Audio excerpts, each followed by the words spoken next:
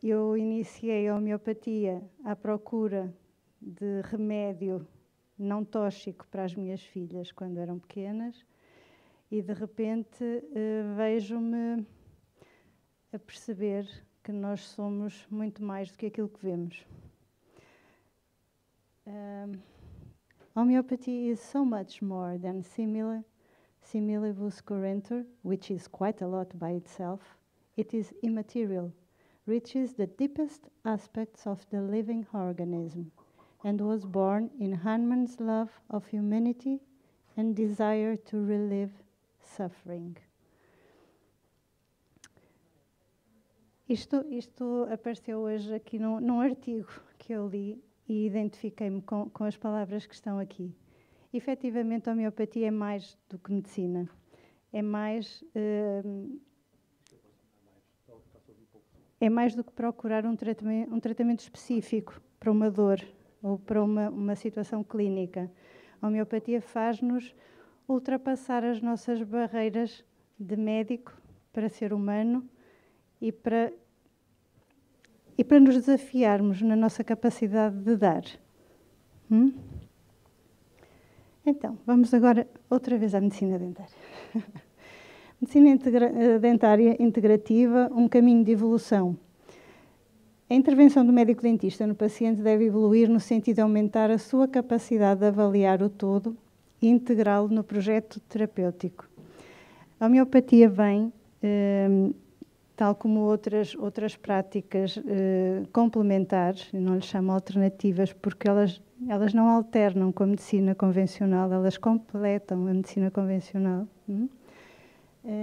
E, na medida em que nós nos vamos tornando humildes para aceitar essas outras correntes de conhecimento, vamos vendo a grandiosidade da terapeuta em complexidade, não é? Da terapia em complexidade, do agregar, do juntar outras ferramentas àquela que a formação convencional nos forma e nos prepara. A medicina dentária age e interfere muito no nosso paciente, diretamente. Não é uma medicina com distanciamento. É uma medicina cirúrgica, é uma medicina de uma proximidade muito grande. A homeopatia pode entrar a vários níveis. Nós podemos trabalhar o paciente antes da consulta, podemos trabalhar o paciente pós-consulta, mas podemos intervir mesmo nos nossos tratamentos com a homeopatia, com vários substratos, várias formas de apresentação. Ela vai nos permitir ter ganho na rapidez da recuperação nos tratamentos, na qualidade dos tecidos regenerados, na prevenção de recidivas, na redução da quantidade de químicos prescritos para uma determinada intervenção, na redução dos efeitos secundários noutros órgãos e sistemas do organismo e na ajuda no controle de estados de ansiedade e de dor, também no pré-cirúrgico e no pós. Falava ainda ao almoço das situações que muitas vezes nós negligenciamos, que trazemos em boca e que os nossos pacientes possam trazer, muitas vezes, e a maior parte delas, sem dor e sem sinalética, sem sintomas. Estas imagens referem-se aqui a um caso de um dente desvitalizado com uma fratura interna que só se tornou visível fora, clinicamente, por o aparecimento de um granuloma em fistulização, em drenagem, sem dor, sem aparentemente nenhuma envolvência da saúde do paciente nesta condição. Aqui é uma lesão de cavitação no perioperatório. Não sei se o termo cavitação está a ser trazido para as aulas e para o conhecimento das pessoas no geral, pela dentária biológica. A cavitação são estas locas vazias, intraósseas, que resultam de uma má cicatrização num pós-operatório de extração ou agregadas a dentes tóxicos como este, que vão fazendo com que o osso à volta destes dentes não tenha capacidade de regeneração nem de reparo.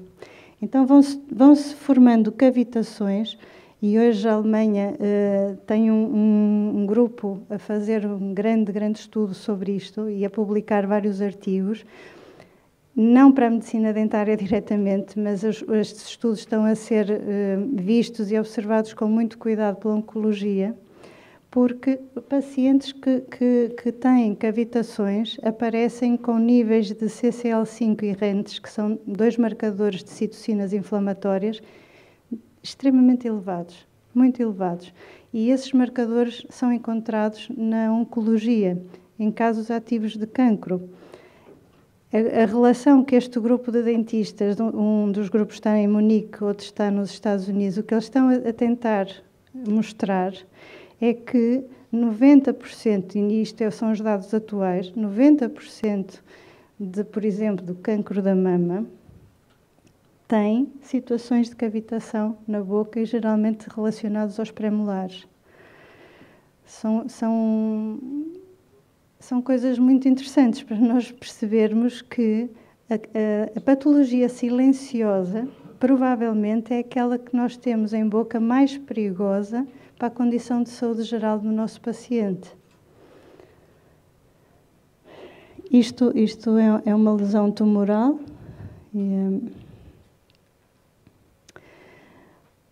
Na dentária biológica existe também a nossa preocupação de colocar o paciente o mais metal-free possível, mercury-free.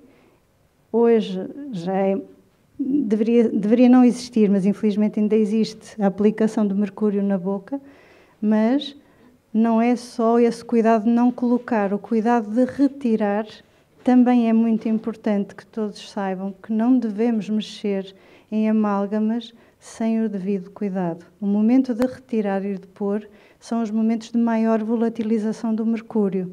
São momentos muito tóxicos, tanto para o paciente como para a equipa médica e assistentes. Portanto, este procedimento tem já um protocolo de segurança. Isso já existe, está escrito, está muito bem definido para que todos possamos trabalhar em segurança e que o nosso paciente receba esse tratamento em segurança também, para não ter toxicidade, essencialmente a nível da glândula tiroideia e a nível cerebral, é uma neurotoxina. Os novos compósitos, também a preocupação de que não tenham bifosfonol A e trabalhar o menos possível com flúor.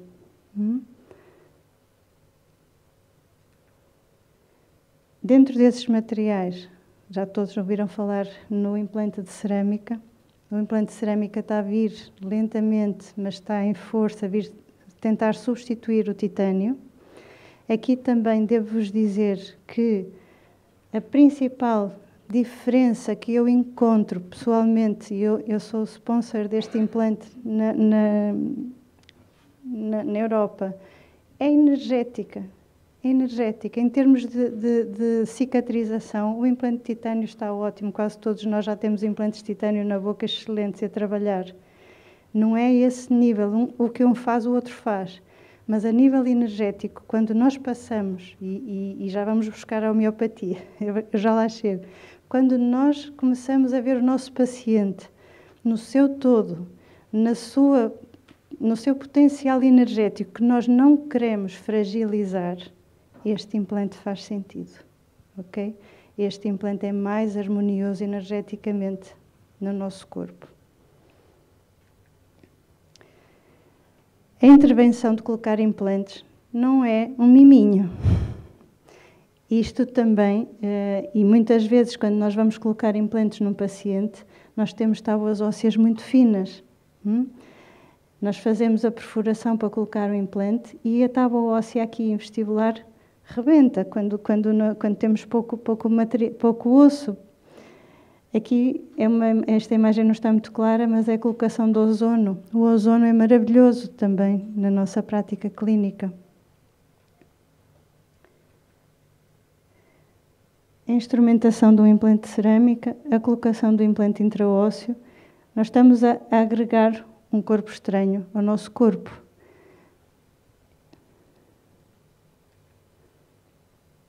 Neste procedimento, a homeopatia já lá está. Ok? Eu já estou a harmonizar os tecidos. Eu já estou a dizer ao corpo do meu paciente, eu não estou a traumatizar. Eu já lhe estou a enfiar a arnica, a dizer assim, eu estou-te a mimar. Eu estou-te a trazer um corpo novo. Tu vais ser reabilitado. Ok? Esta conversa harmoniosa com o nosso corpo é maravilhosa porque traz resposta. Quando a medicina dentária é trabalhada com brutalidade, a resposta também vem nesse sentido e as pessoas sofrem. E ficam às vezes a sofrer muito tempo, também com o nosso impacto. Ok? Esta é a minha sala cirúrgica. Eu quero vos mostrar aqui este pormenor. Aqui também está a homeopatia. Ok? Eu trabalho com isoterápicos. Neste momento, aqui temos um Notakel, que também está numa diluição de E5. É um antibiótico homeopático que está a correr no momento em que eu estou a trabalhar, em que o risco de infecção eu considerei que era elevado. Eu posso colocar homeopáticos também em soro, de outra natureza. Posso pôr aqui também uma arnica, posso trabalhar com aquilo que eu achar que é o que me interessa ali. Eu aqui faço um pensamento um bocadinho alopático e vou buscar os remédios que eu quero que me dê resposta física naquele momento e que o meu paciente saia dali com a menor necessidade possível de medicação.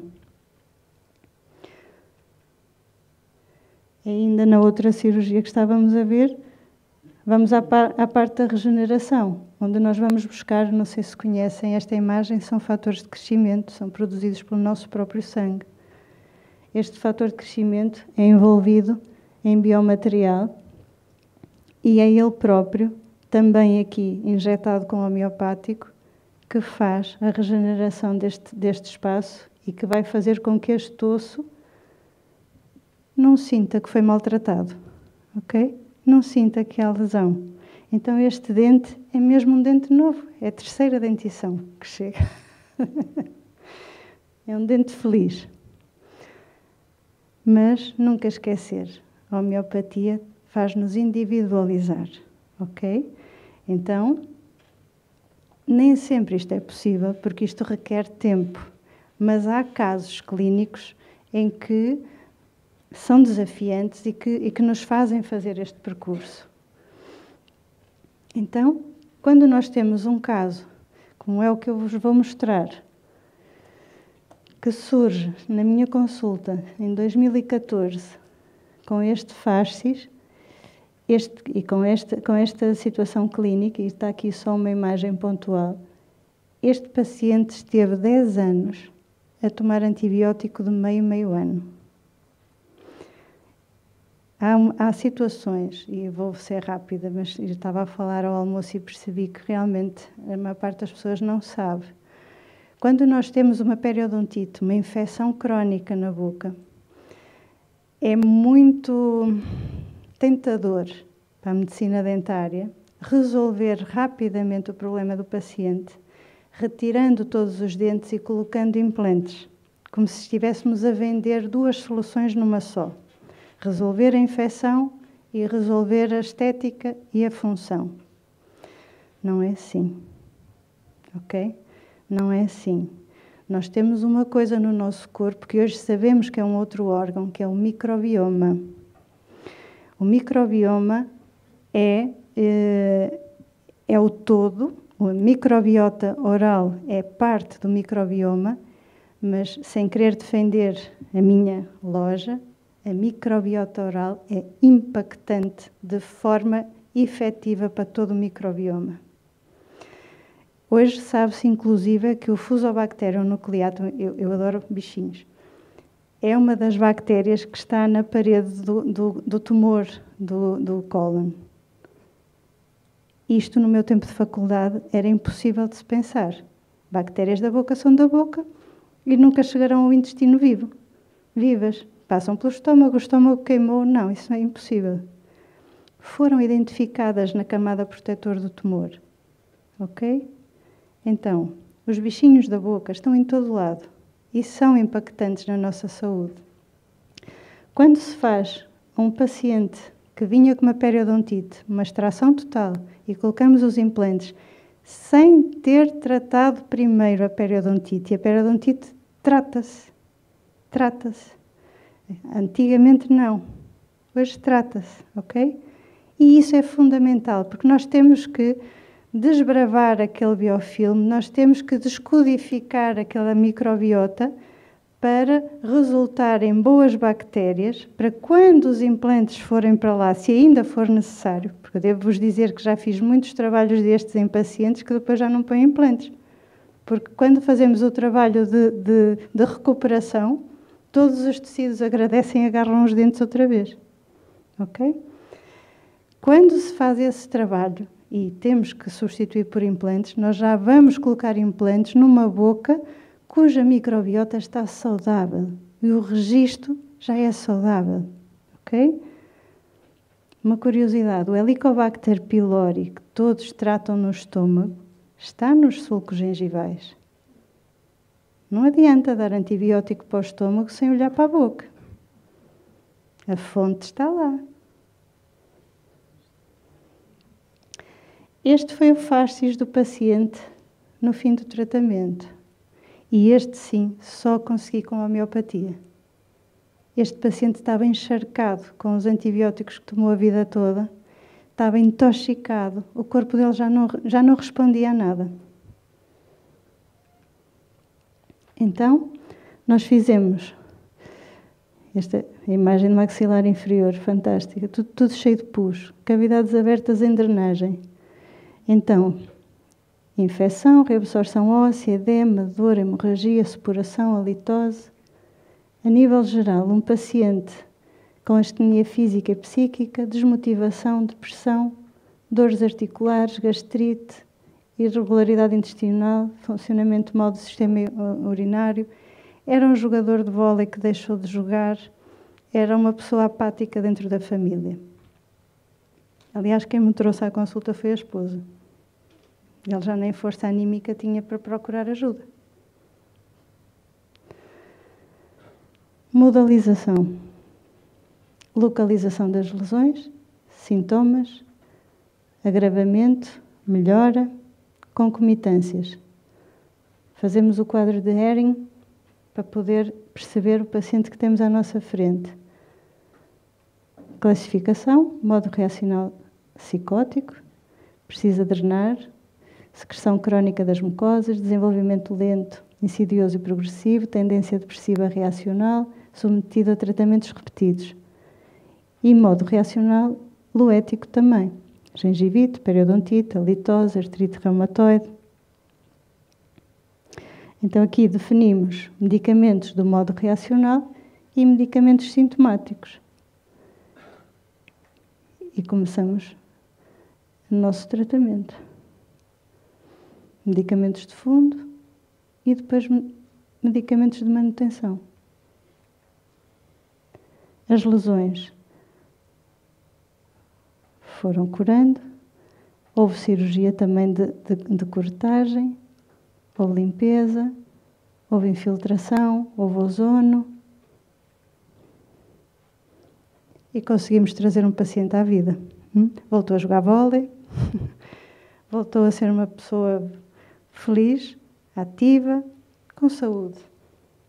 A periodontite é, talvez, a área da medicina dentária que mais artigos tem a dar base de tratamento com homeopatia. E, a meu ver, havendo base para a periodontite, há base para toda a medicina dentária. Porque, havendo saúde periodontal, ninguém sofre de nada na boca. Okay? Nem as cáries surgem. Porque a periodontite é mesmo o estado de evolução de uma placa bacteriana que não foi controlada numa fase em que era benigna. Se ela for benigna, não faz mal nenhum. Não faz bactérias, não faz cáries, não faz gengivite, não faz mau hálito, não faz nada. Portanto, a base da saúde oral está aqui, está no controle da saúde periodontal. Ok? Imagens da doença periodontal. Ao contrário dos fármacos convencionais, os medicamentos homeopáticos não inibem nada, não inibem o febre, não inibem a constipação, não matam as bactérias e não inibem a dor. Apenas criam um caminho facilitador para que o nosso corpo possa gerar esses mecanismos inibitórios por si. O medicamento homeopático não tem efeito antibiótico, mas sim um efeito facilitador da adaptação do organismo hospedeiro à presença do patógeno. É esta a magia maravilhosa da homeopatia. Sendo bem direcionada, sendo bem aplicada, nós conseguimos que o nosso corpo sinta energia para chegar à sua homeostasia, seja a doença qual for.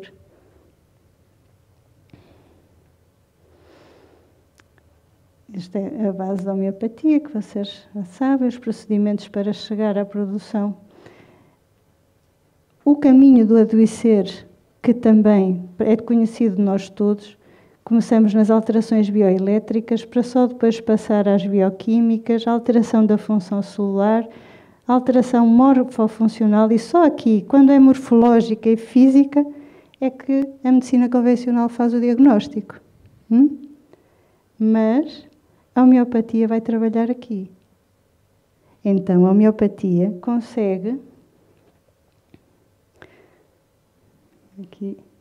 A homeopatia consegue entrar neste patamar de resolução dos problemas, e por isso é que, mesmo quando nós damos um homeopático apenas para ir buscar o alívio de uma dor, nós estamos a trabalhar a nível energético e nós vamos conseguir, muitas vezes, que esse paciente alivie outras dores e outro mecanismo de doença que estava a despoletar. A dose homeopática infinitesimal é dinamizada e é uma substância transformada em energia livre. Esta energia livre é a grande magia da homeopatia. As várias apresentações que podem ter,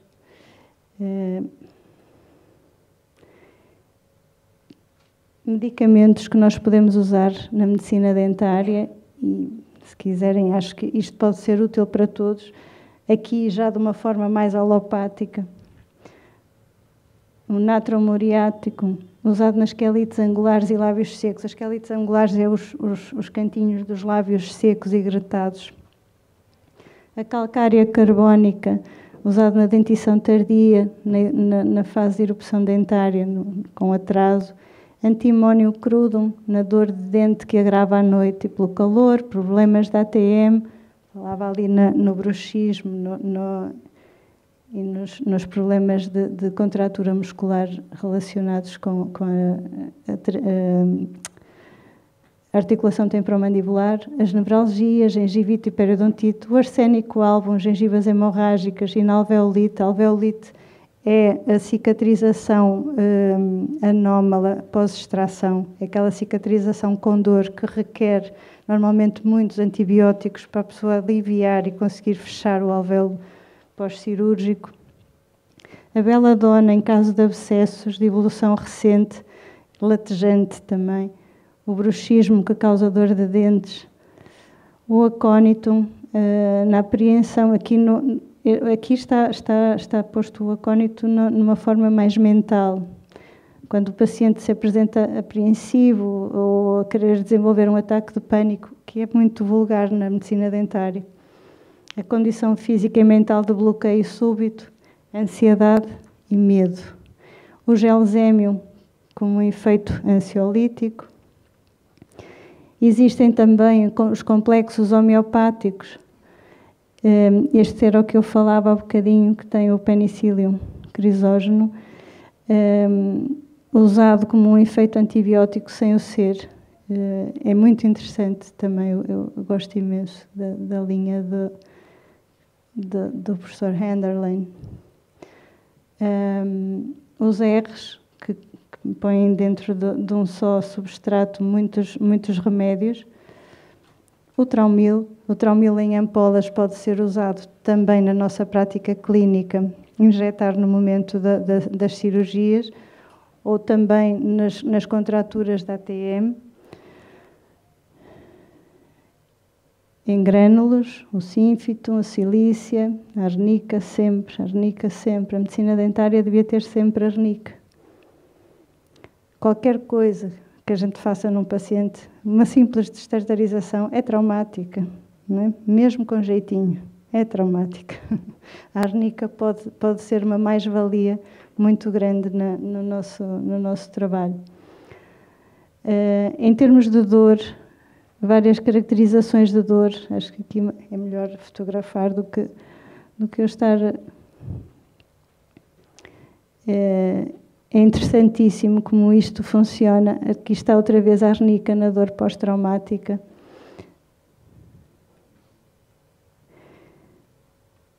Os pacientes não são todos iguais. E como vimos há pouco naquele caso, nós poderíamos separá-los pelas suas diáteses. Dentro das diáteses, nós também conseguimos ir buscar alguns medicamentos mais propícios a essa diátese. Então, com um bocadinho de trabalho não tão intenso como aquele que fiz naquele paciente, mas saber categorizar o paciente que temos à nossa frente, assim, de uma forma mais leve, nós conseguimos reunir rapidamente alguns medicamentos que nos permitem trabalhar de forma mais rápida com aquilo que ele vai ter resposta melhor.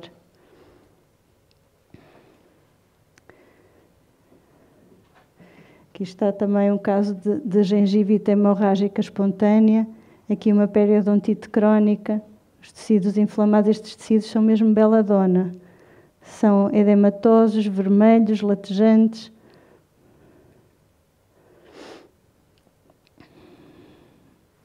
Gengivas hemorrágicas num paciente doente, como aquele fascis que vimos naquela imagem.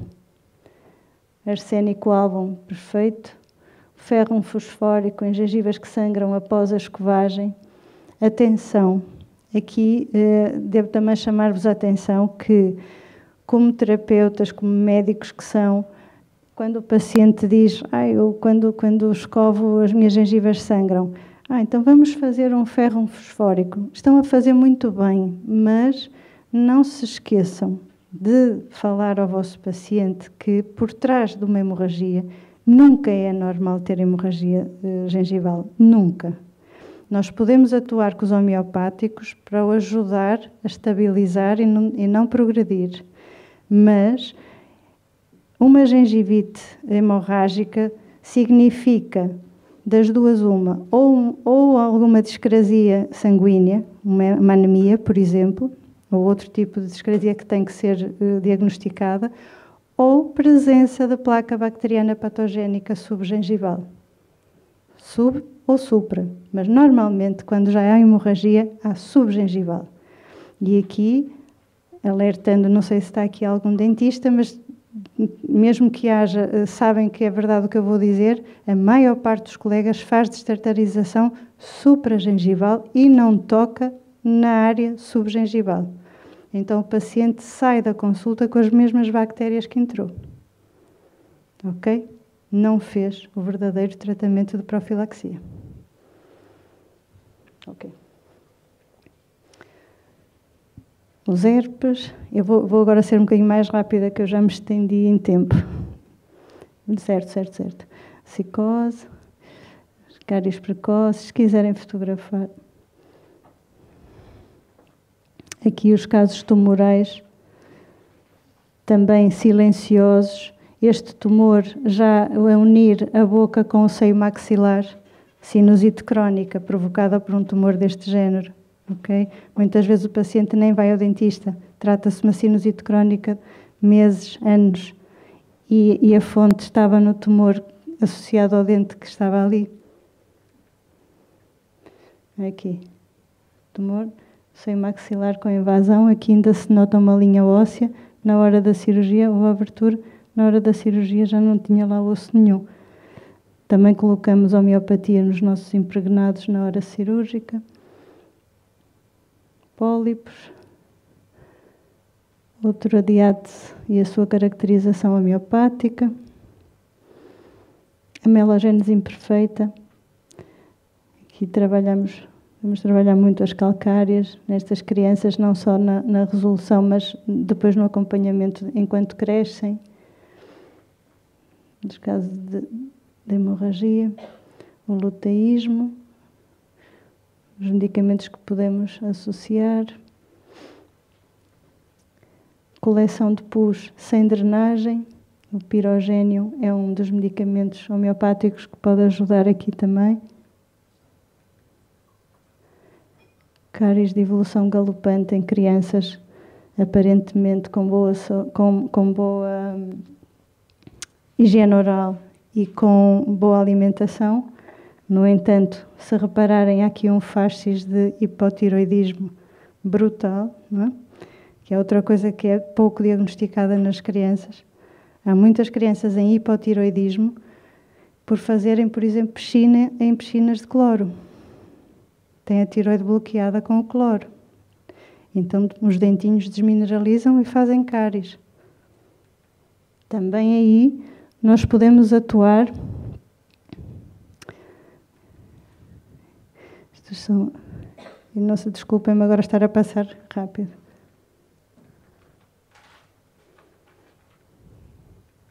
Só para vocês terem uma ideia de.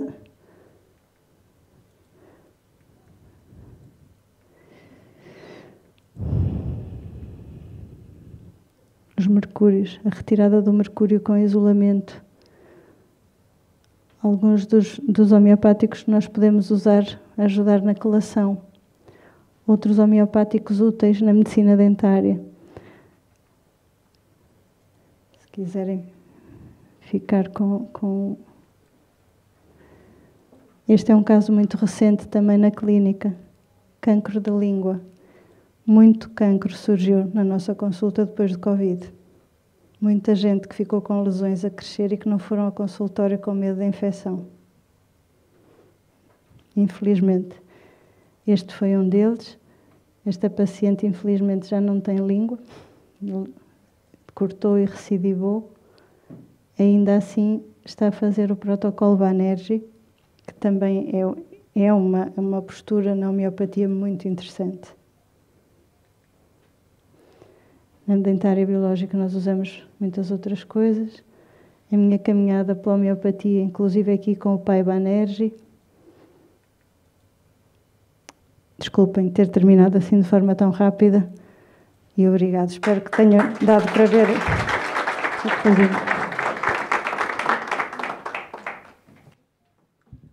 Doutora Anabela, muito obrigado também por esta apresentação, diria eu, magistral, sobre todas as potencialidades, ou sobre muitas das possibilidades e potencialidades da homeopatia. De facto, a medicina dentária é um campo e vastíssimo, e aqui também a homeopatia tem um papel importante a desempenhar. Muito mais haveria a dizer, fica aqui o desafio para depois, noutras sessões, podermos desenvolver e ampliar esta temática de uma forma mais extensiva. Tá bom? Muito obrigado. Obrigada eu.